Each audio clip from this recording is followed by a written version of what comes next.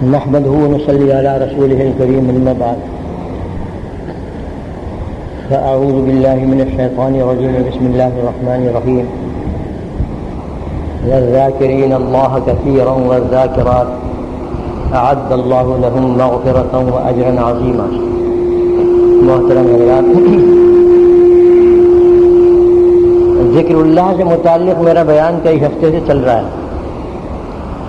بہت کچھ میں عرض کر چکا ہوں.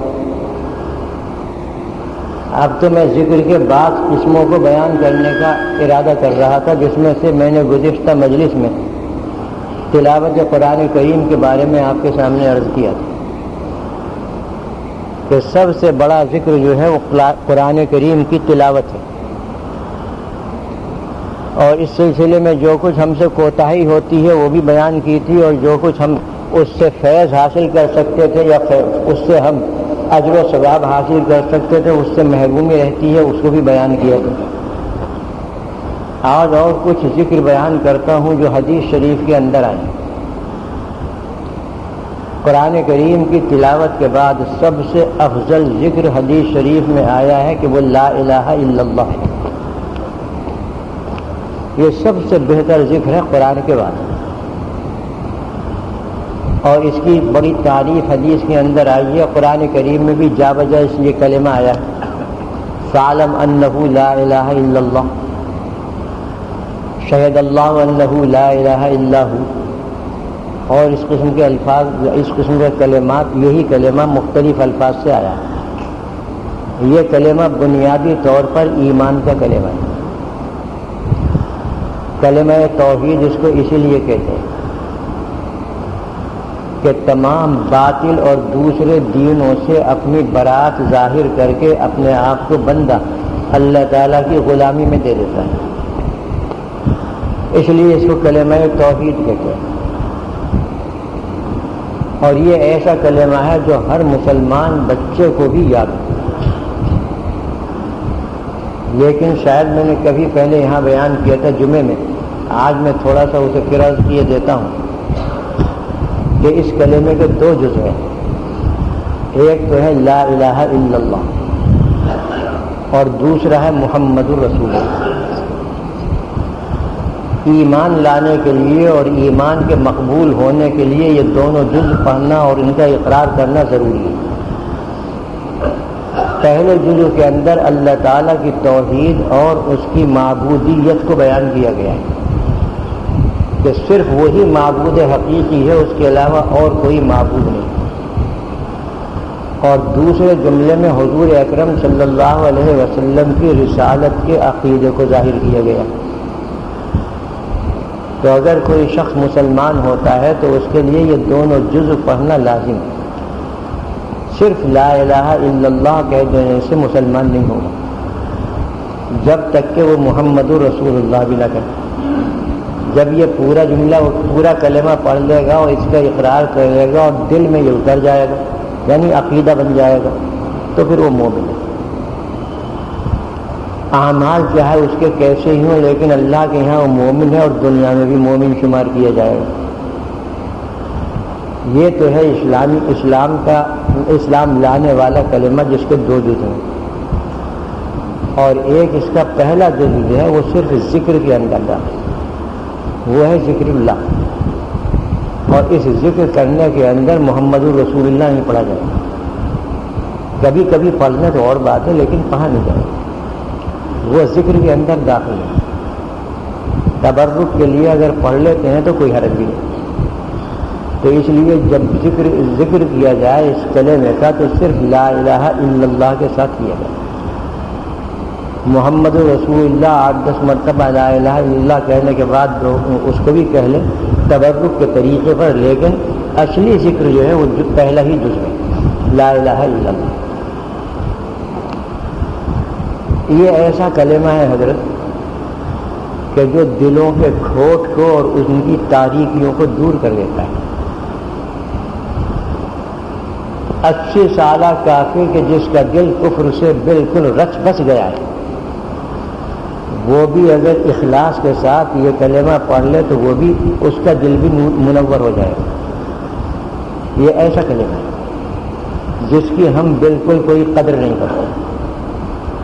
ہم تو یہ سمجھتے ہیں کہ بس یہ اسلام لانے کے وقت یا کسی کو مسلمان بنانے کے وقت کلمہ پڑھا جاتا ہے.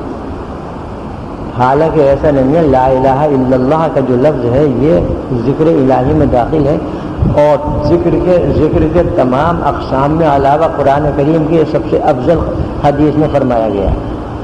مشکات شریف کی حدیث میں ہے افضل الذکر لا الہ الا اللہ وافضل الدعاء الحمدللہ. جو مشکات کے اندر حدیث موجود ہے کہ سب سے زیادہ افضل ذکر جو ہے وہ لا الہ الا اللہ ہے. اس حدیث کے اندر بھی صرف لا الہ الا اللہ آیا، محمد رسول اللہ نے. اس سے وہ بات ہو گئی ثابت جو میں نے ابھی عرض کی کہ ذکر کے طور پر جب پڑھا جائے تو صرف پہلا جز پڑھا جائے، دوسرا جز جو ہے اس کو گاہے گاہے پڑھ لیں. تو فرمایا کہ سب سے بہترین ذکر جو ہے وہ لا الہ الا اللہ ہے. اور فرمایا وافضل الدعاء الحمدللہ، اور سب سے بہتر سب سے افضل دعا جو ہے وہ الحمدللہ. ذرا اس کو سمجھا دوں تاکہ آپ کو کوئی خلجان باقی نہ رہے، شبہ باقی نہ رہے. دعا کہتے ہیں اللہ سے مانگنے کو، اور یہ حدیث بتا رہی ہے کہ الحمدللہ جو پڑھے گا تو دعا تو یہ سب سے بہترین دعا ہے. جبکہ الحمدللہ کے معنی ہے کہ تمام تعریفیں اللہ کے لیے. گویا کلمہ الحمدللہ جو ہے یہ اللہ تعالیٰ کی ثنا اور اس کی تعریف کے لیے. ہمارے یہاں تعریف خداوندی کو، تعریف الہی کو دعا نہیں کہا جاتا، لیکن یہ حدیث بتا رہی ہے کہ دعا ہے اور بہترین دعا ہے. وجہ اس کی یہ ہے کہ ایک تو ہے دعا کرنا براہ راست الفاظ کے ذریعے اپنی حاجت پیش کرنا اور مانگنا. یہ ہمارے یہاں بھی دعا کہا جاتا ہے، قرآن میں بھی اس کو دعا کہا گیا. اور دوسری قسم یہ ہے دعا کی کہ زبان سے تو وہ اپنی حاجت نہ مانگے لیکن اللہ کی تعریف میں مشغول ہو جائے.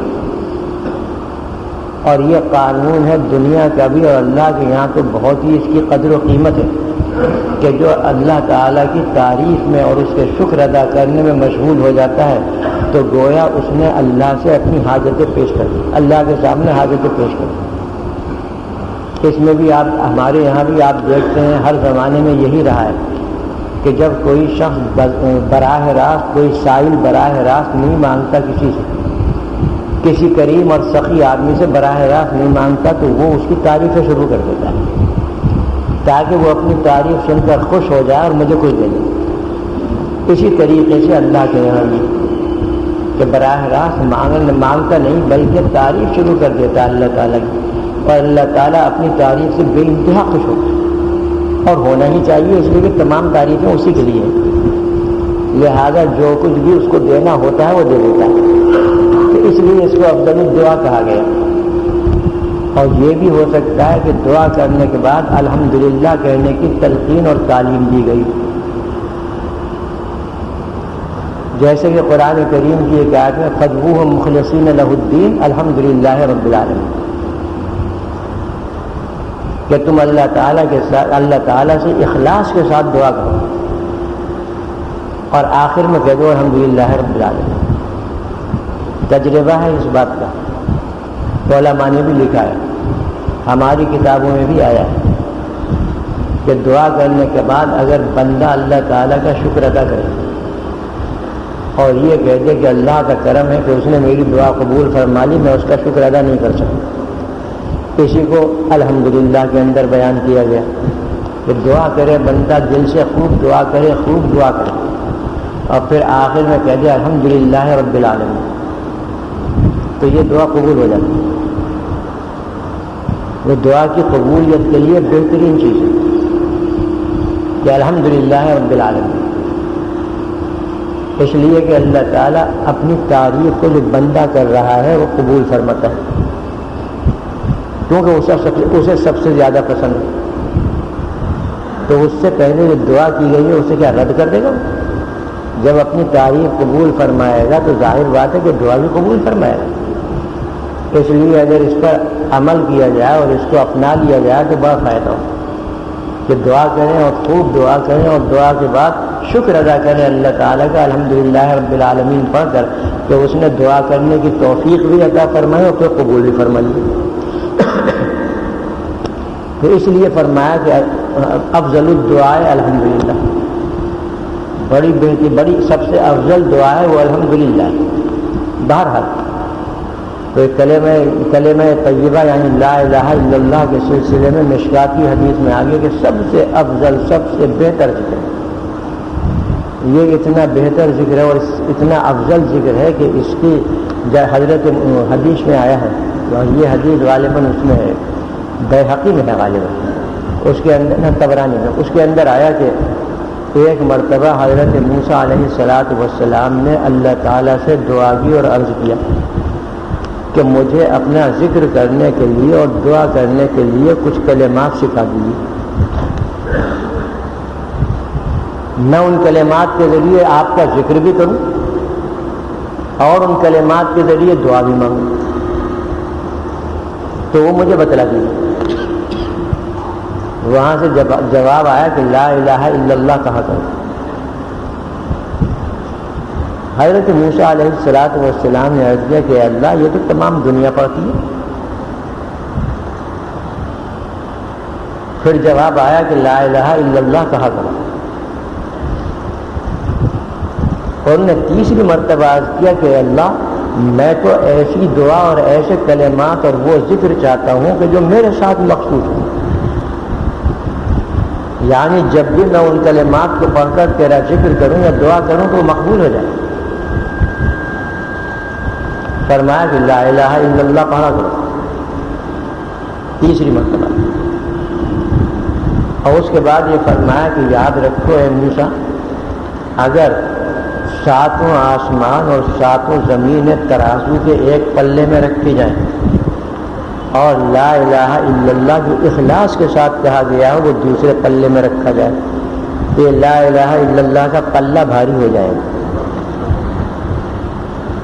ساتوں آسمان اور ساتوں زمین کی کوئی قیمت نہیں اس کے مقابلے،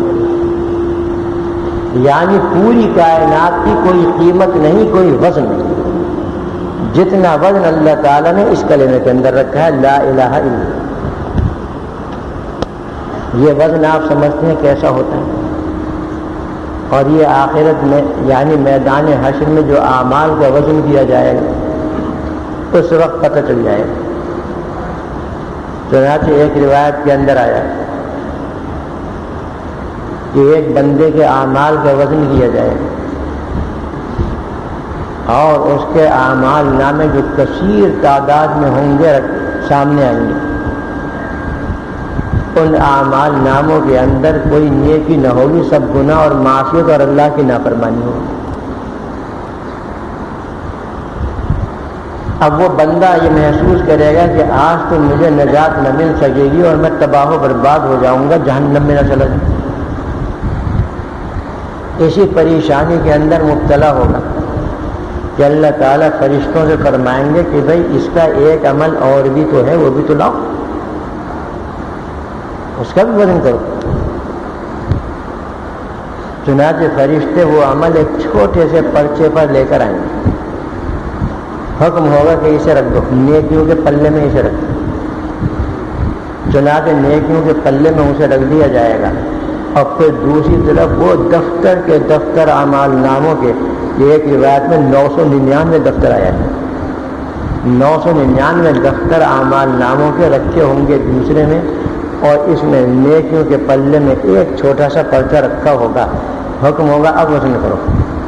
اب جو وزن کریں گے تو ایک چھوٹا سا پرچہ بھاری ہو جائے گا، جھک جائے گا. بندہ پریشان ہوگا، حیران ہوگا، کہے گا اے رب یہ کون سا عمل ہے کہ جس نے میرا بالکل حالت کو ہی تبدیل کر دیا. یا تو میں جہنم میں جانے والا تھا یا اس نے بالکل بدل دیا. دیکھا جائے گا کہ اس میں لکھا ہوگا لا الہ الا اللہ، جو اس نے اخلاص کے ساتھ پڑھا ہوگا، جو اس نے بڑے ہی اللہ تعالیٰ کو پکار کر پڑھا ہوگا لا الہ الا اللہ. اتنا وزن ہے اس کا. دوسرے لفظوں میں یوں سمجھے ہمارے اعتبار سے کہ لا الہ الا اللہ کے مقابلے میں پوری کائنات کمزور ہے اور ہیچ ہے.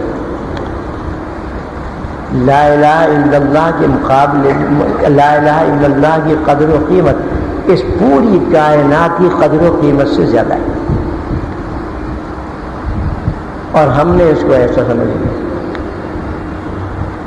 یہی وجہ ہے کہ جو حضرات اس لائن کے اندر ہیں اور ذکر اللہ وہ خاص طریقے سے کرتے ہیں، یا وہ کسی سے بیعت ہو چکے ہیں، مرید ہو چکے ہیں، تو ان کا شیخ لا الہ الا اللہ کا ذکر ضرور بتاتا ہے اور کثرت سے بتاتا ہے، اس لیے کہ یہ تو دلوں کی صفائی کرنے والا ہے. یہ ذکر ایسا ہے جو کفر کی کھوٹ نکال دینے والا ہے. یہ ذکر ایسا ہے کہ جو انسان کے دل کو اللہ کی طرف کھینچ کر لے جانے والا ہے.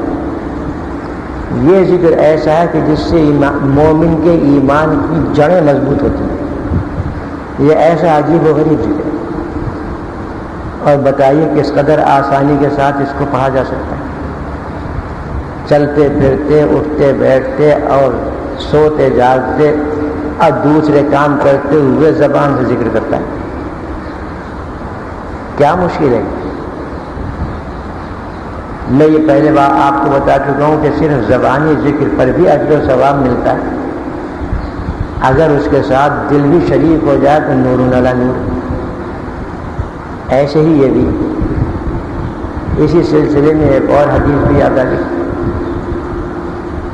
کہ آپ صلی اللہ علیہ وسلم نے فرمایا کہ جو شخص اخلاص کے ساتھ لا الہ الا اللہ کہے گا دخل الجنہ، جنت میں داخل ہو جائے گا.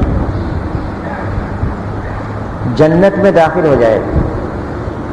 اخلاص کے ساتھ لا الہ الا اللہ کہہ دینا، اخلاص کا مطلب ابھی آ رہا ہے. اخلاص کے ساتھ لا الہ الا اللہ کہہ دینا یہ جنت میں داخل ہونے کا سبب ہے. کسی صحابی نے عرض کیا کہ یا رسول اللہ اخلاص کا کیا مطلب ہے؟ تو آپ نے جو اس کا مطلب بتایا وہی ہمارے نزدیک معتبر ہے. آپ نے فرمایا اخلاص کا مطلب یہ ہے کہ یہ کلمہ اس کو گناہوں سے روک لے، حرام سے روک لے. یہ مطلب یعنی جس نے یہ کلمہ پڑھا اور اس کے بعد وہ اللہ کی اطاعت و فرما برداری میں مشغول ہو گیا، گناہوں سے اور حرام کاموں سے اپنے آپ کو روکتا رہا، دخل الجنہ، وہ جنت میں داخل ہو جائے.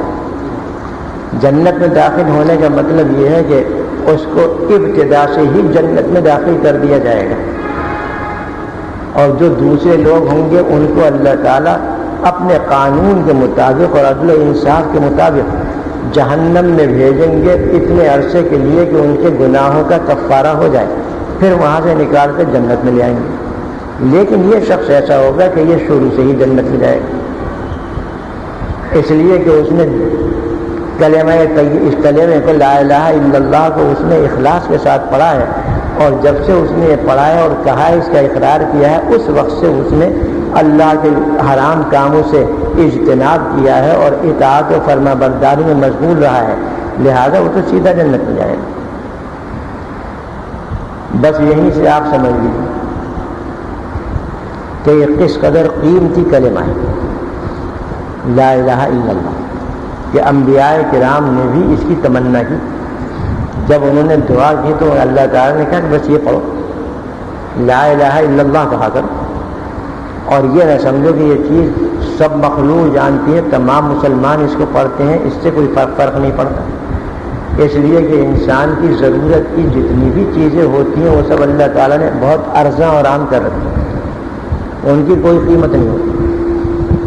سب سے زیادہ ضروری چیز ہے انسان کی زندگی کے لیے ہوا اور سانس. ہوا کی بتائیے کس قدر ارزاں ہے، کسی بھی خطے میں چلے جائیے ہوا مل جائے گی. اس قدر ارزاں اور اس قدر آسان کر دیا اللہ نے ہوا.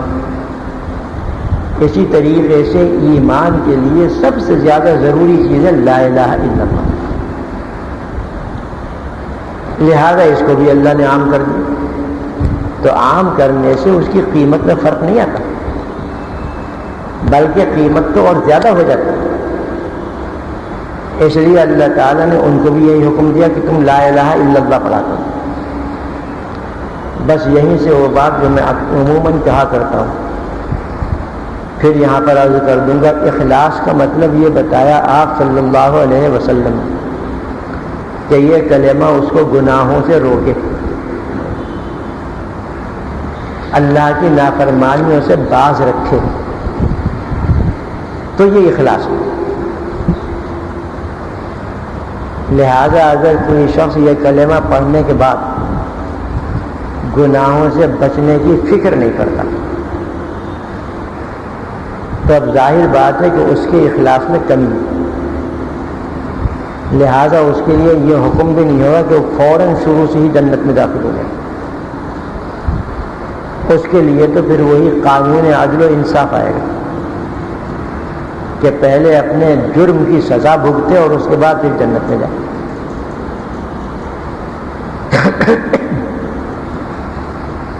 اسی وجہ سے میں کہا کرتا ہوں اور حقیقت بھی یہی کہ بھائیوں ہم سے گناہ تو ہوگا، گناہ گار ہیں، بشر، لیکن خدا کے لیے اس گناہ کو باقی نہ رکھیں. گناہ ہوگا فوراً سچی توبہ کر لو، توبہ کے اندر تاخیر نہ کرو. اس لیے کہ بعض اوقات ایسا ہوتا ہے کہ انسان یہ سوچتا ہے کہ میں توبہ کر لوں گا لیکن توبہ کرنے سے پہلے اچانک موت آ جاتی، پھر کیا ہو؟ توبہ کو نقد کرو، اس کو ادھار میں رکھو. آپ نے بھی دیکھا ہوگا ہمارے پاس تو فتوے آتے رہتے ہیں کہ کسی شخص نے دوسرے کا مال مار لیا، دل میں یہ ارادہ ہے کہ میں ادا کر دوں، لیکن ادا کرنے سے پہلے چل دی، کیا حد سے ہوگا اس